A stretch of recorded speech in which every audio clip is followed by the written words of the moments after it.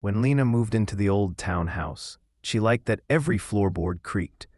It felt honest, a place that announced your presence. But on the third night, she noticed something strange. The creaking continued after she stopped walking. At first, she tried to laugh it off. Old houses settle, right? But these footsteps were measured, deliberate, like someone pacing slowly in the hallway outside her bedroom. Left, right, left, stop. She held her breath. Then came the softest knock on the wall beside her bed, a faint, polite tap, as if asking permission. The next morning, she investigated the wall. That's when she found the outline of a door she hadn't seen before.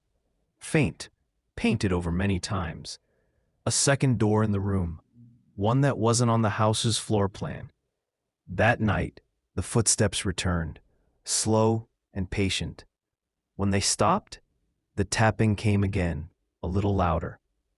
Lena pressed her ear to the hidden door, heart racing. There was breathing on the other side. A low voice whispered, "It's been so long since someone lived here." Lena stumbled back, but the painted-over door began to bulge inward, like something was leaning its weight against it. The layers of paint cracked. A sliver opened. A pale fingertip slipped through.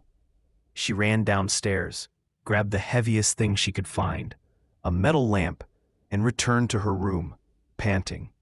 The door was still cracking open. Something pressed its face against the gap. An eye, colorless and wet, staring directly at her. It spoke again, voice soft, almost pleading. "I'm lonely. Let me in, or you can come out." The painted door snapped open, but the room behind it was not a room at all, only a stretch of endless, silent darkness. From within, dozens of footsteps began to echo, many more than one person could make. Lena dropped the lamp and backed away, but cold hands wrapped around her ankles.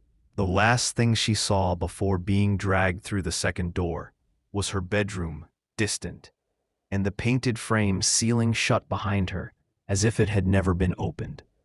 The house grew quiet again, and that night, the footsteps started pacing once more. But now there were two sets.